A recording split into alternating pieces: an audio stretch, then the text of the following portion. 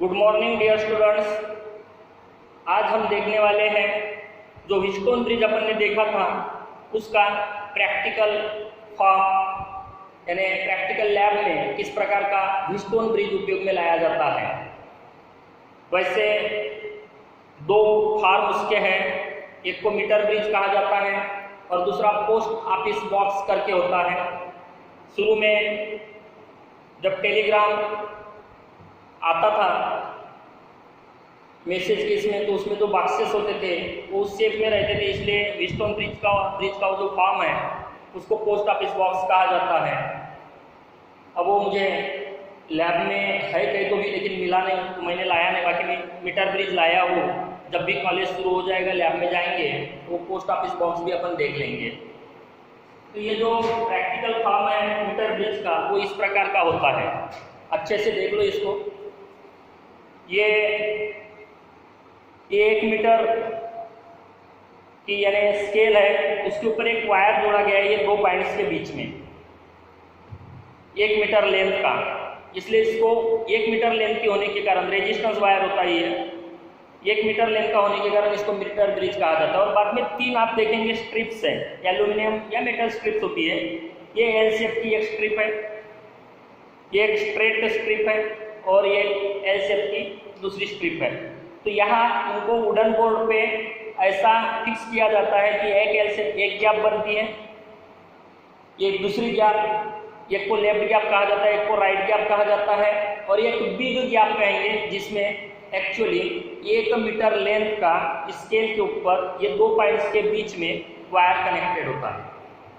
इसको अगर डायग्राम में बताना है तो डायग्राम देखो कुछ इस प्रकार का बनेगा उसका, और बाद में कैसे वो व्हीटस्टोन ब्रिज है वो मैं बता रहा हूँ। तो ये 3 स्ट्रिप्स पहले निकाल रहा हूँ मैं यहाँ। ये एल शेप का स्ट्रिप है, ये दूसरा स्ट्रेट स्ट्रिप है, ये बाद वाला एल शेप का स्ट्रिप है और इनको वुडन बोर्ड पे फिक्स किया है ताकि एक गैप बने, ये दूसरी गैप और ये बिग गैप, और यहाँ स्केल है 1 मीटर लेंथ और उसके ऊपर ये वायर है 1 मीटर का। ये जो एक गैप है उसमें जिस रेजिस्टेंस को डिटरमाइन करना है उसको जोड़ा जाता है, उसको अननोन होने के कारण अपन कहेंगे एक्स रेजिस्टेंस। कनेक्टिंग पॉइंट्स होते हैं 1 2 3, चौथे पॉइंट की बात बाद में करेंगे। दूसरा जो गैप है उसमें ये रेजिस्टेंस बॉक्स करके कनेक्ट किया जाता है। रेजिस्टेंस बॉक्स ये उसके 2 टर्मिनल्स है।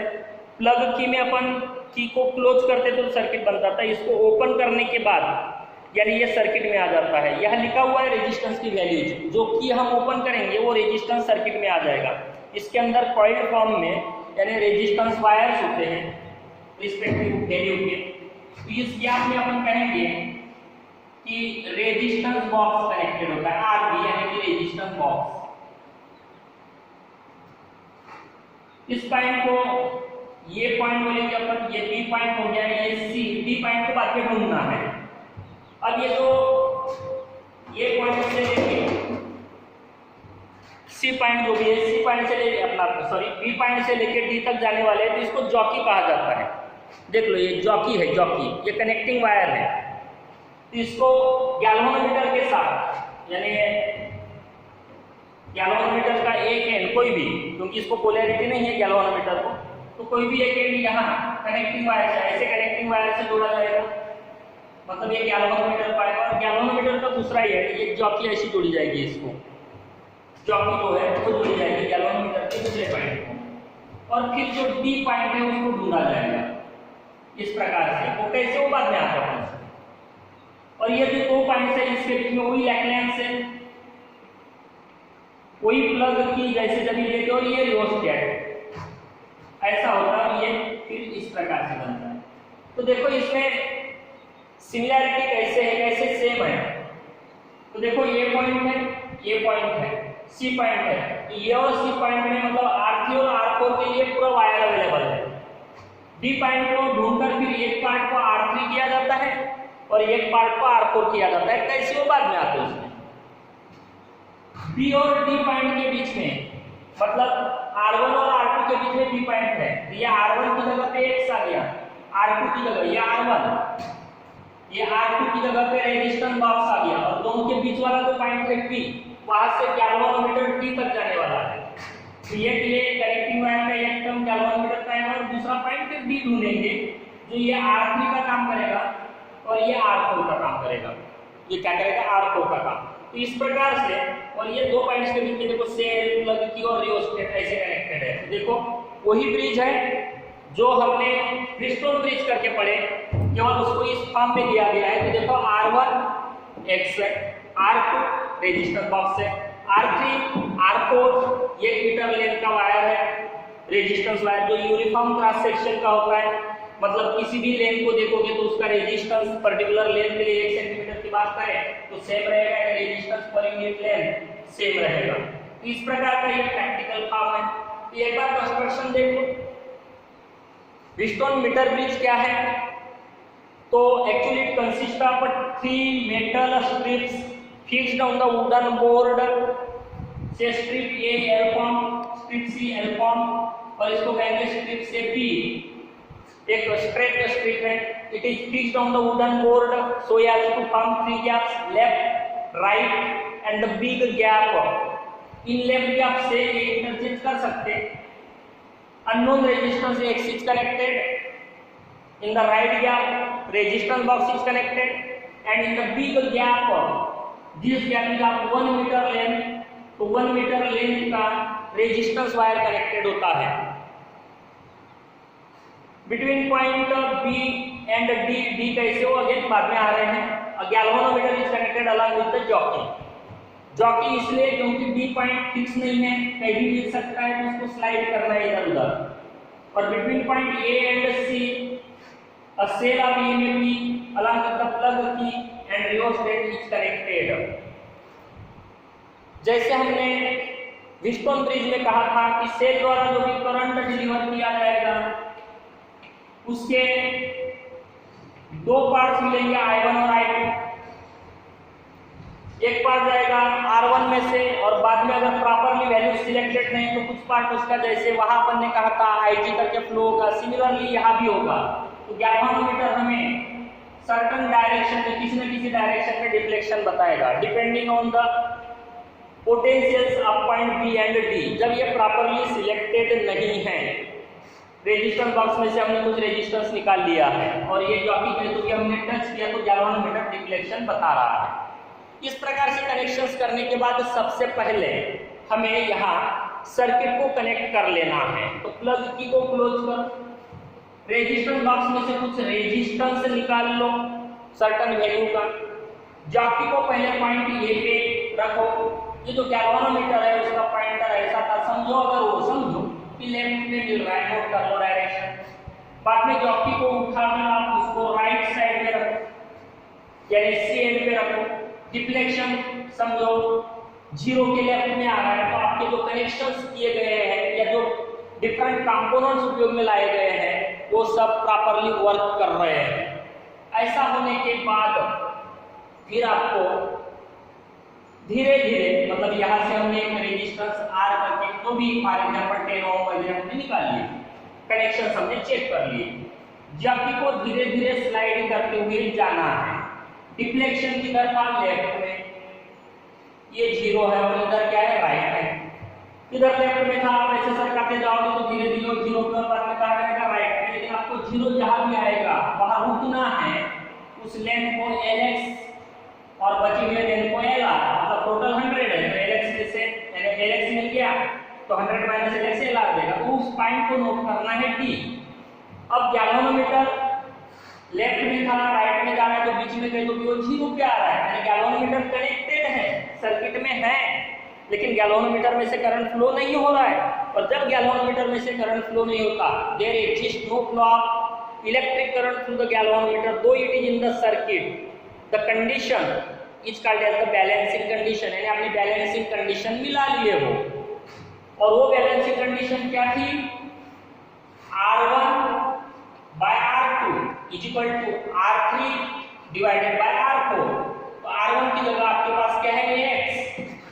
R2 2 की जगह आपके पास क्या है, रेजिस्टेंस बॉक्स में का रेजिस्टेंस R, R3 की जगह आपके पास क्या है, इतने लेंथ का यानी AD लेंथ का रेजिस्टेंस। थोड़ी देर के लिए मैं उसको RAD से बता रहा हूं, और बचा हुआ DC उसको RDC बता रहे हैं, यानी ये बैलेंसिंग कंडीशन होगी। अब हमें RAD RDC जो लेंथ के फॉर्म में है, एक्चुअली यूनिफॉर्म क्रॉस सेक्शन का रेजिस्टेंस वायर है जिसका क्रॉस सेक्शन हर जगह पे सेम है, लेंथ अलग अलग है दोनों की। अब हमको उसको काय में एक्सप्रेस करना है, उस रेजिस्टेंस को RDC AD RDC, क्योंकि नॉन LX और LR होने से लेंथ में, तो हमारे पास स्पेसिफिक रेजिस्टेंस का फार्मूला है। हमने देखे थे R is directly proportional to length universal proportional to cross sectional area, तो इस प्रकार का फार्मूला मिला था। देयरफॉर रो इक्वल टू क्या हुआ था, RA या R equal to sigma L by A। तो अगर RAD की बात करोगे, सेम मटेरियल तो रो सेम रहेगा, बाकी L की जगह LX, और same cross section. Similarly RDC रो इसकी जगह पे क्या हो जाएगा, LR डिवाइडेड बाय A। अगर ये फार्मूले यहाँ रखते हो तो X by R equal to क्या हो जाएगा, sigma LX divided by A, sigma LR divided by A, sigma rho cancel हो जाएगा, A कैंसिल हो जाएगा, बचेगा आपके पास LX डिवाइडेड बाय LR। यानी फार्मूला क्या बना, X इक्वल टू या X by R equal to LX divided by LR, and therefore unknown resistance X is R into LX divided by LR। अब देखो यहाँ X क्या है, अननोन रेजिस्टेंस है, R क्या है, रेजिस्टेंस फ्रॉम रेजिस्टेंस बॉक्स है। तो आपको पता है आप कौन सी की निकाल रहे हो, LX ये एंड से लेके जहां पॉजिटिव टर्मिनल कनेक्टेड है आप मेजर करोगे। फॉर एग्जांपल ये 40 सेंटीमीटर आया, बचा कितना, फिर 100 माइनस 40 कितना, 60। मतलब आप LX नोट कर सकते हो, LR नोट कर सकते हो, R पता है तो आप अननोन रेजिस्टेंस डिटरमाइन कर सकते हो। लेकिन जब भी इस प्रकार के एक्सपेरिमेंट्स हम परफॉर्म करते हैं तो कुछ एरर्स इंट्रोड्यूस होती है। जैसे लैब में ये जो भी मीटर ब्रिज करीब समझो 10 साल से हम उपयोग में ला रहे हैं, हर साल उसके ऊपर स्लाइड किया जा रहा है जॉकी द्वारा, तो कहीं ना कहीं वायर में यूनिफॉर्मिटी आ सकती है, तो error due to non uniformity arise हो सकता है, ये एक एरर है। दूसरा, यहाँ कांटेक्ट किया जा रहा है ए पॉइंट में, बी पॉइंट में या दूसरी जगह पे, तो अपन ए और सी की बात करेंगे तो यहाँ कांटेक्ट रेजिस्टेंस भी अराइज होता है। तो error due to contact resistance और error due to non uniformity of the wire यहाँ जनरली, यानी ये दो एरर्स यानी इंट्रोड्यूस होती है in the measurement of unknown resistance. तो फिर क्या किया जाए, तो जब हम कांटेक्ट एरर की बात करते हैं तो हमें X तो अननोन है, तो R की वैल्यू को ऐसा सिलेक्ट करना है कि ये जो D पॉइंट है नियरली मिडल पे मिले, नियरली मिडल पे मिले, उसके कारण वो एरर क्या हो जाता है, एलिमिनेट हो जाता है। मतलब कांटेक्ट एट द मिडल, मतलब जो लेंथ है LX और LR ये नियरली से, अब मिडल का मतलब एग्जैक्टली 50 मिलना चाहिए आवश्यक नहीं, 45 55 से लेके इन बिटवीन जितने भी यानी वैल्यूज हो सकती है 100 के कॉम्बिनेशन की वो सभी चल सकती है। और जो नॉन यूनिफॉर्मिटी है तो समझो ज्यादा यानी वायर का जो फ्रिक्शन है इधर ज्यादा हुआ तो इधर थिन आ गया LX में, LR समझ के जो कि सेम था, तो फिर ये एरर कैसे रिमूव किया जा सकता है, तो एक बार X को उधर लेके जाओ, एक बार X को उधर लेकर आओ, तो जो एरर पहले X के लिए आया था फिर इधर यानी R के लिए हो जाएगा। तो इसको कहा जाता है interchanging the position of X and resistance box that is R। तो ये जो एरर है वो by interchanging the position of X and resistance box eliminate किया जा सकता है। तो दो एरर से दोनों को एलिमिनेट भी अपन कर सकते हैं। वो एलिमिनेशन कैसे, तो जब कांटेक्ट रेजिस्टेंस की बात आती है तो जो नल पॉइंट है जो बैलेंसिंग कंडीशन के लिए D पॉइंट मिलाने वाले हैं वो कहाँ मिलाना है हमें, नियरली मिडल पे। नियरली मिडल का मतलब क्या हो गया, दोनों लेंथ एग्जैक्टली सेम ही आनी चाहिए, ऐसा नहीं 45 55 के बीच में 100 के जितने भी कॉम्बिनेशंस पॉसिबल है वो चल जाएंगे यहाँ। और दूसरा एरर जो non uniformity of the wire वाला है उसको अगर एलिमिनेट करना है तो हम क्या कर सकते हैं, उसके लिए दोनों की जो पोजीशन है वो हमें क्या करनी है, इंटरचेंज करनी है। तो देखो ये जो मीटर ब्रिज है ये एक्सपेरिमेंटल फॉर्म है, इसके ऊपर एक्सपेरिमेंट भी है।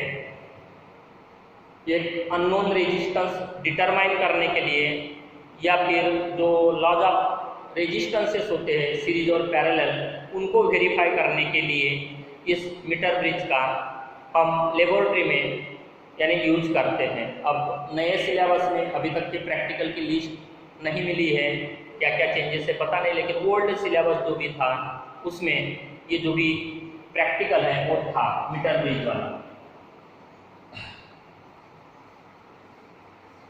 तो देखो ये प्रैक्टिकल फॉर्म था, balancing condition R1/R2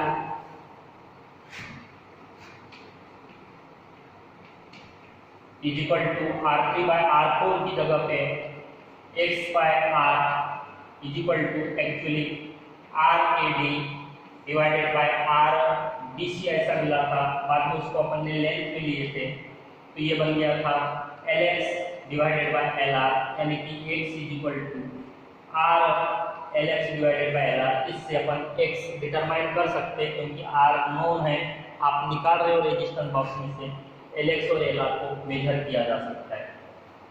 okay bye, see you in the next video.